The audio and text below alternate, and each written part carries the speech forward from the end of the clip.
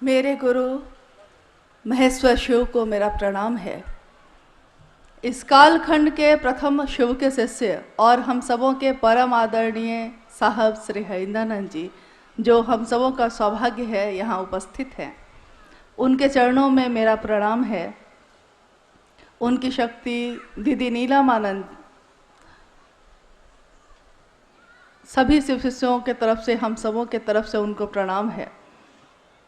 और चेन्नई के इस प्रथम शिव गुरु महोत्सव में उपस्थित आप सभी गुरु भाई और गुरु बहन के चरणों में मेरा प्रणाम है। प्रथम मैंने इसलिए कहा क्योंकि कहा जाता है कि जिसका आगाज अच्छा हो उसका अंजाम भी उतना ही सुंदर होता है।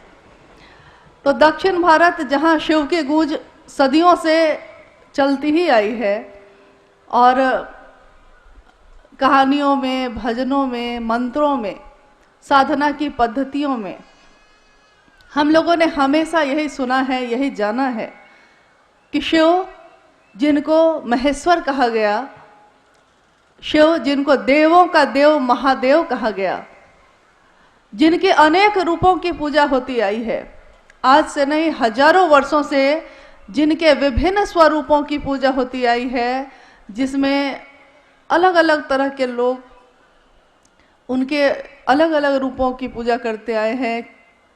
कुछ लोग महाकाल के रूप में पूजित करते आए उनको, कुछ लोग महायोगेश्वर के रूप में, कुछ लोगों ने महाओढ़रेश्वर, कुछ ने कपालिक किसी ने महा शमशानी के रूप में पूजा है, तो किसी ने निहंगी और उमा के पति के रूप में पूजा है।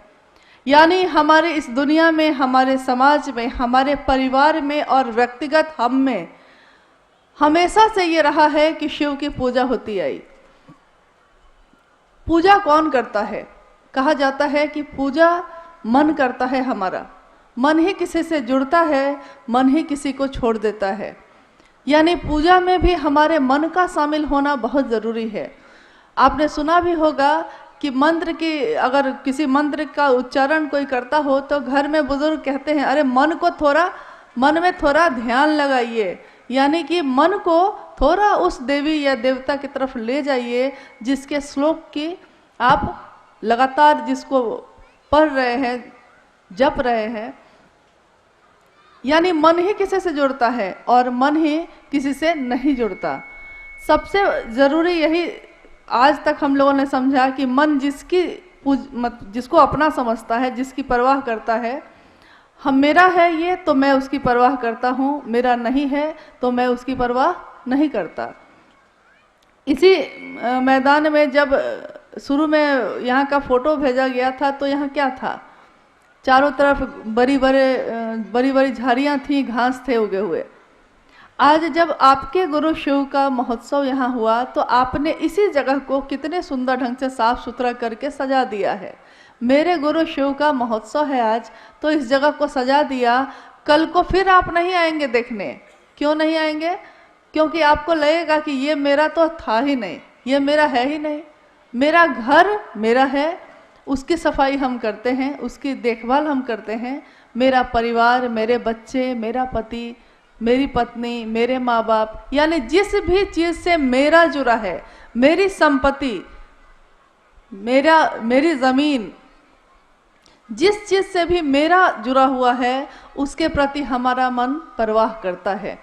और ये परवाह आपके लक्षण दिखाई दे जाते हैं कि आप कितनी परवाह किसकी करते हैं। हमारे ही समाज में, हमारे ही परिवार में ऐसे कितने लोग हैं, एक माँ के बच्चे हैं, एक माँ की संतान है, लेकिन जब बड़े होते हैं और संपत्ति का बंटवारा होने लगे तो क्या होता है?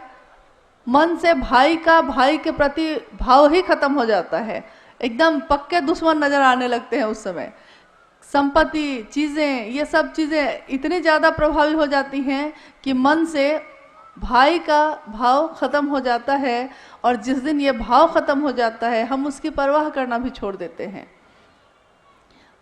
माता पिता बुजुर्ग हो जाएं और जिन्होंने पूरा जीवन हम लोगों को दे दिया हमारी उन्नति के लिए, हमारे परिवारजन के लिए, आज जब वो बूढ़े हो जाते हैं तो हमारे पास उनके लिए समय नहीं होता, मन से भाव खत्म हो जाते हैं, तो पता चलता है कि माँ है, पिता पिता हैं, ये भी याद नहीं रहता। तो वो शिव जो हजारों हजार साल से पूजित तो हुआ, घर घर में जिसकी पूजा हुई, शिवलिंग पे जिसके प्रतिदिन न जाने कितने जगहों पे जल का अर्पण किया जाता है, नमः शिवाय मंत्र की गूंज हर जगह होती है, और उनके महामृत्युंजय मंत्र ओम त्र्यंबकम यजामहे कितने जगहों पे मंदिरों में, घरों में उसके जप होते हैं। लेकिन हम लोगों ने कभी ये नहीं सोचा कि हम जिसकी उपासना करते हैं, हम जिसकी पूजा करते हैं, उसके प्रति हमारा मन कितना जुड़ा हुआ है। क्योंकि पूजा पे भी हम बैठते हैं तो हमारा मन कहाँ होता है। आप सुबह सुबह नहा के पूजा जब करने जाते हैं तो क्या सही में उसी देवता या उसी भगवान, उसी शिव के प्रति आपका मन पूरी तरह समर्पित होता है? आप नहाए हैं, आपने पूजा की सामग्री ली है, आप बैठे हैं, लेकिन आपका मन कहाँ भटक रहा है? किसी का तो भटक रहा है कि रसोई में क्या बन रहा है, किसी का तो ये कि जितनी जल्दी हो अगरबत्ती दिखाते हैं और चल देते हैं क्योंकि दुकान खोलना है, किसी की ट्रेन छूट रही है, किसी की बस छूट रही है। ऐसी स्थिति में और ऐसे युग में खड़े हैं हम, जहां हमारा मन बेचैन बेचैन है, हर तरफ शोरगुल है, हर तरफ बेचैनी है, कहीं मन शांत नहीं होता। तो अब प्रश्न ये उठता है कि तब हम लोग ऐसी कौन सी साधना करें, ऐसे कौन से मंत्रों का जप करें जिससे हमारा मन उस शिव की तरफ चल सके। तो मंत्रों का जप करने बैठते हैं, मन भटक जाता है, साधना करने बैठते हैं, मन भटक जाता है, यहाँ तक कि हम योग और उपासना करने बैठते हैं तब भी मन भटक जाता है। लेकिन एक बात आपने गौर की होगी, अगर हम किसी से बात करते हों, अगर हम किसी से बातचीत करते हैं किसी भी विषय पे, तो उतनी देर तक हमारा मन उसी विषय पे लगा रहता है, चाहे वो व्यापार हो, चाहे वो पैसा हो, चाहे वो खेती हो, चाहे वो घर की कोई समस्या हो। अगर किसी एक विषय पे हमने बातचीत शुरू कर दी है, यहाँ तक कि आपने देखा होगा कि अगर राजनीति पे बात शुरू हो गई तो धीरे धीरे आसपास के सारे लोग उसमें शामिल हो जाते हैं। अगर क्रिकेट का मौसम है, क्रिकेट की बात हो रही है, सारे लोग उसमें शामिल हो जाते हैं। यानी अगर कोई एक व्यक्ति सही नियत से किसी एक विषय की बात करना शुरू करता है और अगर उस बात में ताकत है तो वो आसपास के सारे लोगों को खींच लेता है।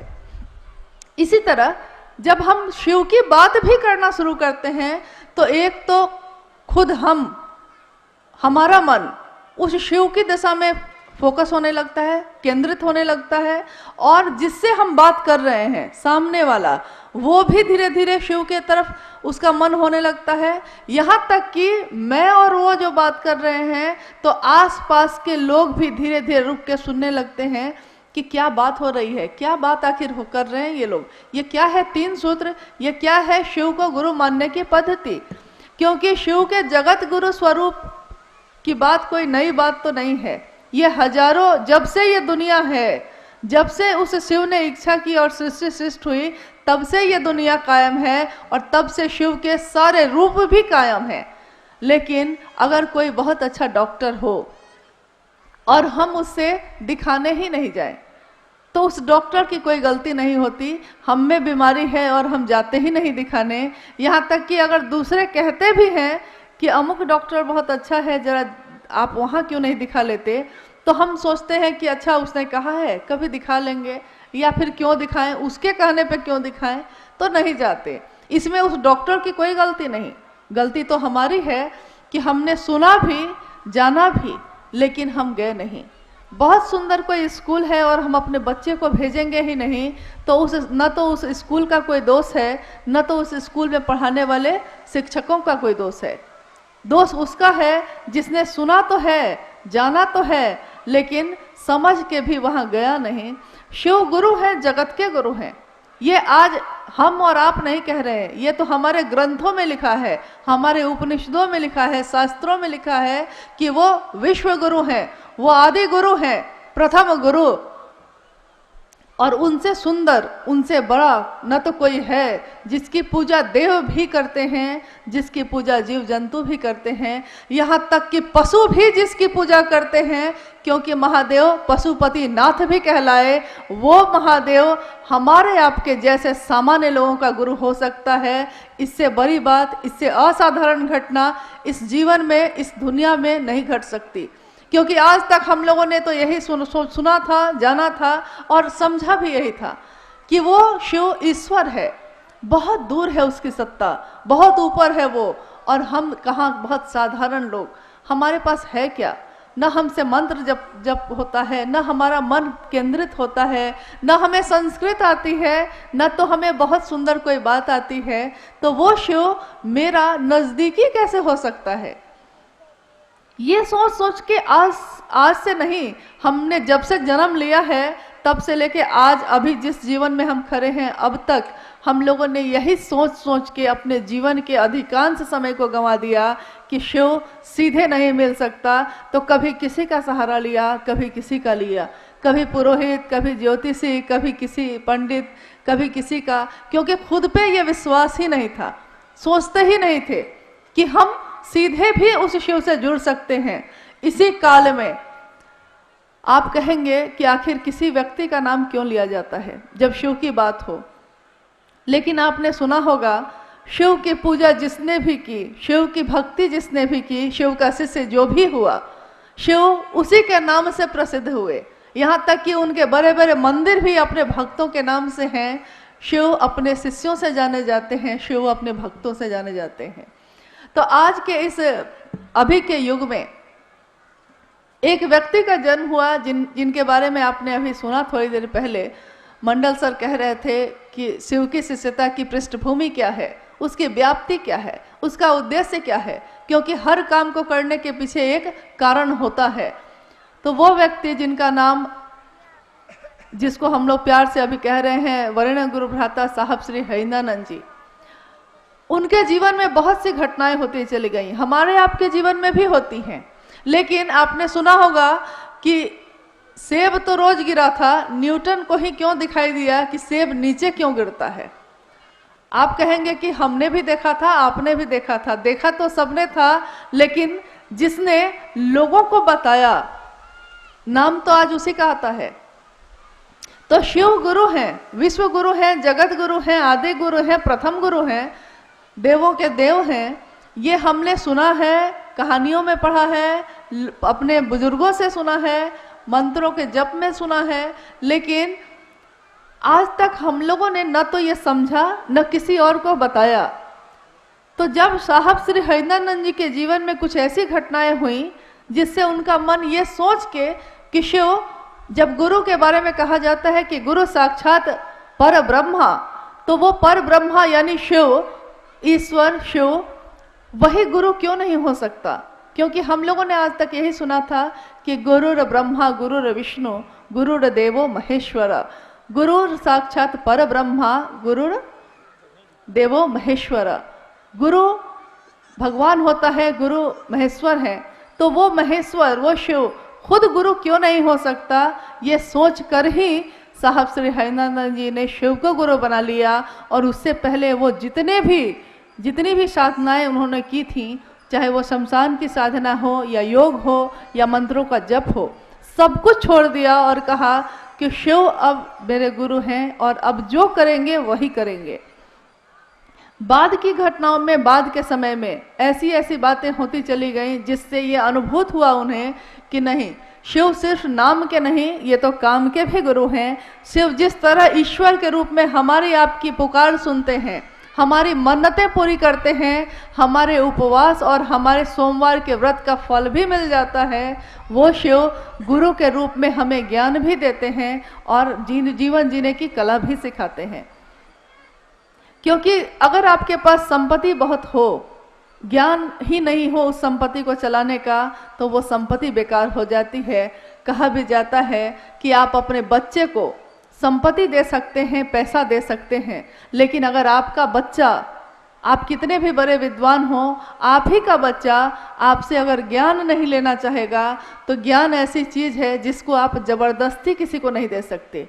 चीजें दे सकते हैं, संपत्ति दे सकते हैं और अपना सब कुछ दे सकते हैं, लेकिन ज्ञान नहीं दे सकते। इसीलिए हमारे पूर्वजों में हमेशा यह कहा जाता था, या अभी भी कहा जाता है, कि गुरुमुख हुए कि नहीं आप, यानी गुरु के तरफ आपका मन हुआ कि नहीं।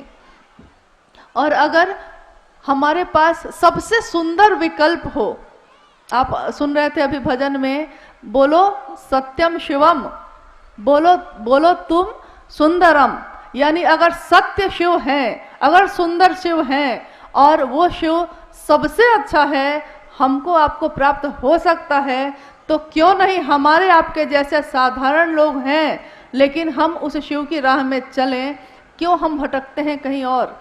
क्योंकि कोई अगर शरीर में गुरु है तो हो सकता है आज वो है, कल नहीं रहेगा, लेकिन शिव के बारे में हम लोगों ने कभी नहीं सुना कि शिव ने कभी जन्म लिया हो और शिव की कभी मौत हो गई हो, ऐसा नहीं सुना हम लोगों ने, और ऐसा होने वाला है भी नहीं। तो क्यों नहीं उसी शिव को अपना गुरु बनाए। हमने अपने जीवन में सब कुछ सुंदर होना चाहा, सब कुछ अच्छा प्राप्त करना चाहा, लेकिन हो नहीं सका। हमेशा चाहा कि सबसे अच्छा हो, सबसे ज़्यादा संपत्ति वाले होते, सबसे सुंदर होते, हमेशा अच्छा होता मेरा, लेकिन सोचते कुछ हैं। आज अभी बहुत सुंदर कुछ हो रहा है, अगले पल पता चलता है कि तबीयत बिगड़ गई है और हॉस्पिटल में आप नजर आ रहे हैं। अगले ही पल मेरा शरीर है, मेरा दिल है, मेरा दिमाग है, अगले पल में क्या सोचने वाला है, अगले पल में धड़केगा या नहीं धड़केगा, यहाँ तक कि मेरे रगों में बहने वाला खून का भी प्रेशर बढ़ेगा कि घटेगा, इस पे भी हमारा नियंत्रण नहीं। हमारे शरीर पे तो हमारा नियंत्रण ही नहीं, हमारी सांसों पे तो हमारा नियंत्रण ही नहीं, तो हम आखिर किस अहंकार में जिए जा रहे हैं। जब सब कुछ उस शिव की दया से प्राप्त है, तो क्यों नहीं उस शिव का नाम ले। हमने अपने जीवन में सबका नाम लिया है, हमने अपने जीवन में सबके लिए किया है, यहाँ तक कि अपने जीवन के हर संबंध के लिए समय निकाला है, चाहे वो मेरा बच्चा हो, चाहे वो मेरे पति हो, चाहे वो मेरे माँ बाप हो, चाहे वो मेरे दोस्त हो या संबंधी या पड़ोसी हो। यहाँ तक कि अनजान लोग भी अगर मुसीबत में पड़े होते हैं तो हम उनके लिए भी समय निकाल लेते हैं। लेकिन दुर्भाग्य कैसा है कि शिव की जगत में ही हम शिव के नाम का प्रचार करने की मुहिम में जुटे हैं। इससे बड़ा दुर्भाग्य हमारे आपके लिए नहीं हो सकता कि शिव गुरु हैं, ज्ञान देते हैं, ये बताना पड़ता है, ये समझाना पड़ता है। लेकिन चलिए, ये भी सौभाग्य हमारा है कि हमें ये सौभाग्य इस जीवन में मिला कि हम उस शिव के लिए कुछ तो कर सकेंगे, जिसने सब कुछ दिया है उसके लिए हम अगर थोड़ा भी कर सकें। अगर मेरे इस बोलने से, मेरे इस जीवन में कुछ भी ऐसा करने से कुछ लोग अगर शिव की दिशा में चलने लगते हैं, तो इससे बड़ा सौभाग्य एक शिव के शिष्य के लिए कुछ भी नहीं हो सकता। शिव का शिष्य अपने गुरु के लिए कुछ नहीं दे सकता, क्योंकि वो शिव शरीर में दिखाई नहीं देता। न तो उसको आपके किसी भी वस्तु की चाह है, न तो उसको आपके रुपए पैसे की चाह है, न तो प्रसाद का भोग ही खाता है वो तो निहंगी शमशानी मदमस्त शिव है। हमारे गुरु हैं वो, और गुरु जैसा होता है शिष्य भी वैसा ही होता है। आपने देखा होगा कि हमारे जीवन में कुछ ऐसी घटनाएं होती हैं कि किसी ने कुछ कह दिया है, हम उस बात को भूल नहीं पाते, हमारा मन उसी बात पे टिका रहता है कि उसने ऐसा क्यों कहा। दुखी है हम, मन ही मन दुखी हैं, जबकि दुख का कोई कारण नहीं है। जिसके लिए सोचना था उसके लिए नहीं सोचा, जिसके लिए नहीं सोचना था उसी पे सोचे चले जा रहे हैं। तो जब भी आपका मन बेचैन हो, जब भी आपका मन अशांत हो, यह 3 सूत्र आपके बड़े काम आएंगे। और ये हम नहीं कहते, हम लोग ये कहने नहीं आए हैं कि नहीं आप करिए ही, ये तो एक जांच का विषय है। आप परीक्षा कर सकते हैं, आप करके देख सकते हैं। अगर आपको लगे कि नहीं इसका कोई परिणाम नहीं है, तो आप स्वतंत्र हैं नहीं करने को। लेकिन अगर आपको लगता है कि शिव का नाम लेने का परिणाम है, तो उस शिव को भूलिएगा मत। इस शिव के कार्य में हमारी आपकी सहभागिता यही रहेगी कि हमने क्या किया है। पूरी दुनिया ने सब कुछ किया शिव के लिए, लेकिन मैंने क्या किया, ये मुझको थोड़ा विचार करना होगा, थोड़ा रुकना होगा। हर व्यक्ति शिव का नाम ले रहा है, शिव से प्राप्त कर रहा है, लेकिन उस शिव के प्रति कृतज्ञता ही नहीं है, कोई एहसान ही याद नहीं है। तो हम कैसे शिव की संतान, या हम कैसे शिव के शिष्य, या कैसे हम भक्त। यानी आइए आज हम लोग थोड़ी देर में उन साहब श्री हरिनानंद जी की बात सुनेंगे, जिन्होंने अपने जीवन में वो ज्वाइंट सेक्रेटरी कैबिनेट बिहार सरकार से अवकाश प्राप्त एक प्रशासनिक पदाधिकारी रहे। उनके परिवार के में भी शिक्षा का ही माहौल रहा। उस माहौल में एक ऐसी संतान बन के वो निकले जिन्होंने अपने जीवन, लौकिक जीवन में तो अपना जो चरम था उसको देखा ही, पारलौकिक जीवन में भी लोगों का एक जो आवेश पैदा करना होता है, एक जो संदेश देना होता है, क्योंकि हमको भी कुछ मिलता है, लेकिन हम में से कितने लोग ऐसे हैं जो कुछ बढ़िया मिला हो तो चाहते हो कि दूसरे को भी थोड़ा बांट दें। इस जगत में, इस दुनिया में हर व्यक्ति इसी चाह में चलता है कि कौन मुझको जान ले, कौन कहाँ मेरी स्थापना हो जाए, मैं ही गुरु क्यों नहीं बन जाऊं, क्यों नहीं ये सारे लोग मेरे ही शिष्य बन जाएं। ऐसे जगत में शिव के शिष्य भी आए हैं जिन्होंने कहा है कि जब वो जगत गुरु शिव स्वयं गुरु है तो क्यों नहीं हमारे आपके जैसे लोग उनको गुरु मानते हैं। कहाँ कहाँ भटकते रहेंगे और कब तक भटकते रहेंगे। शिव के शरण में चलें, शिव के पास चलें, शिव से दया मांगे, शिव की चर्चा करें और उस शिव को उन्हीं के पंचाक्षरी मंत्र नमः शिवाय से प्रणाम करने का थोड़ा अभ्यास करें। थोड़ा मन में ये अभ्यास आ जाए कि मन जप ले उस शिव का नाम। कहा जाता है कि सांसों की माला पे, सांसों की माला जन्म से शुरू होती है और मौत के साथ खत्म हो जाती है। उन सांसों की माला पे जप लूं मैं शिव का नाम। हे शिव, आप मेरे गुरु हैं, मैं आपका शिष्य हूँ, मुझे शिष्य पे दया कर दीजिए। ये कह आप अपने मन से कह के तो देखिए, देखिए उस शिव की दया तो चल ही रही है। हम ही लोग उनकी तरफ नहीं जाते, हमारा ही मन नहीं जाता। थोड़ी उस शिव की चर्चा करके देखिए क्या होता है जीवन में।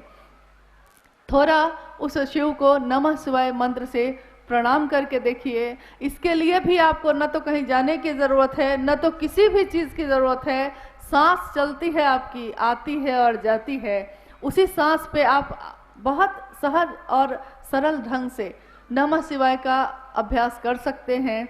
जब सांस अंदर जाती है मन में सोचिए नमः जाता है, जब सांस बाहर आती है सोचिए कि शिवाय जाता है। नमः शिवाय, नमः शिवाय, ये एक ऐसा वर्तुल कायम करता है जो हमारे मन में भी उस शिव की गूंज पैदा कर देता है।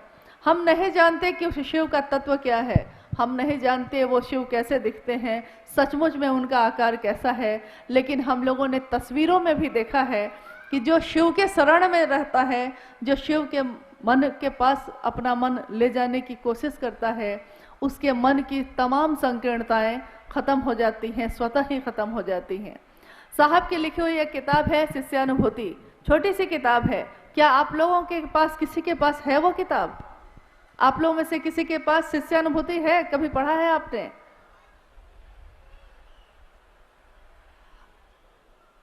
नहीं है क्या? नहीं मिली, किसी को नहीं मिली। उसमें शिष्यानुभूति का अर्थ ही होता है एक शिष्य की अनुभूति। और आपको सुन के अच्छा ही लगेगा कि उसका मूल्य यही है, मूल्य के आगे लिखा हुआ है आपका शिव का शिष्य होना। आप शिव के शिष्य हो जाएं, यही उस किताब का मूल्य है। एक शिष्य की अनुभूति के बदले में हम और इससे ज़्यादा कुछ नहीं दे सकते। तो उसमें लिखा है साहब ने कि शिव भाव के शिखर की तलहटी में ही समस्त संकीर्णताएं तिरोहित हो जाती हैं। ये जो हमारी दुनिया बटी हुई है जाति, धर्म, संप्रदाय, लिंग, वर्ण और भेदों से, ये सारे भेद स्वतः ही खत्म हो जाते हैं जब हम शिव की बात करते हैं। आपने देखा होगा सावन के समय में हम लोग सोचते हैं कि शिव के लिए जल लेके चलें, सारे लोग एक साथ चलते हैं नमः शिवाय बोल बम बोलते हुए, और एक साथ शिव के भजन, शिव के गीत गाते हुए चलते हैं। हम भूल जाते हैं कि हम किस जाति के हैं, हम भूल जाते हैं कि हम किस संप्रदाय, कहाँ के हैं, कैसे हैं, क्या रंग रूप है हमारा, अमीर है या गरीब है। थोड़े दिनों की यात्रा में अगर शिव की गूंज होती है, शिव का नाम लेते हैं, तो हमारे मन की ये सारी संकीर्णताएं खत्म हो जाती हैं। सोचिए अगर पूरे जीवन में ये गूंज हो जाए, पूरे जीवन के पल प्रतिपल और हर सांसों में उस शिव को नमन हो जाए, तो क्या नहीं हो सकता। एक शिव के शिष्य के लिए कुछ भी असंभव नहीं है। मानव ही ऐसा है जो जीव से शिव हो सकता है, जिसमें एक संभावना है, ठीक वैसे ही जैसे एक बीए में एक संभावना होती है पेड़ बन जाने की, संभावना है वो, लेकिन अगर आप उसको रोपिएगा नहीं, उसको धरती में गाड़िएगा नहीं, उसकी सेवा नहीं करिएगा, तो उसमें से, उस बीए में से, उस बीज में से पौधा नहीं निकल सकता, फूल पल्लवित और पुष्पित नहीं हो सकता। शिव का प्रेम भी हम में आप में जन्मजात ही पैदा होने के साथ ही है, लेकिन हम लोग उस शिव के प्रेम को भूल गए हैं। आइए इस शिव गुरु महोत्सव के माध्यम से, शिव की बात के माध्यम से हम अपने मन में बड़े उस बीए को थोड़ा सिंचित करें, थोड़ा सींचे, अपने मन के भाव से, अपने विचारों से, अपनी बोली से, अपने प्रणाम से, ताकि हमारे मन में भी शिव की शिष्यता पल्लवित हो, पुष्पित हो और हमारा आपका जीवन भी शिवमय हो। थोड़ी देर में साहब श्री हरिनानंद जी से हम लोग सुनेंगे कि कैसे हम अपने गुरु की दिशा में चल सकते हैं, किस तरह चलें, क्या करें। इसके लिए थोड़ी देर में वो तुरंत उपस्थित होंगे और हमारा अनुरोध होगा उनसे कि हम सभी शिव शिष्यों को ऐसी ऊर्जा दें ताकि आने वाले समय में हम अपने शिव के लिए कुछ भी काम आ सकें। हमने अपने जीवन में सबके लिए किया, थोड़ा शिव के लिए भी करें। आइए चलते हैं और आप सभी के चरणों में मेरा प्रणाम है, इसी अनुरोध के साथ कि आज मिले तो हैं, लेकिन इस मिलन को भूलिएगा नहीं, इस बात को भूलिएगा नहीं। हम न रहेंगे, आप न रहेंगे, लेकिन हमारी संतान, हमारे परिवार, हमारे इस दुनिया में शिव का नाम चलता रहे। बस यही हमारा सबसे बड़ा कार्य, सबसे बड़ी सहभागिता शिव के गुरु कार्य में होगी। आप सभी के चरणों में मेरा प्रणाम।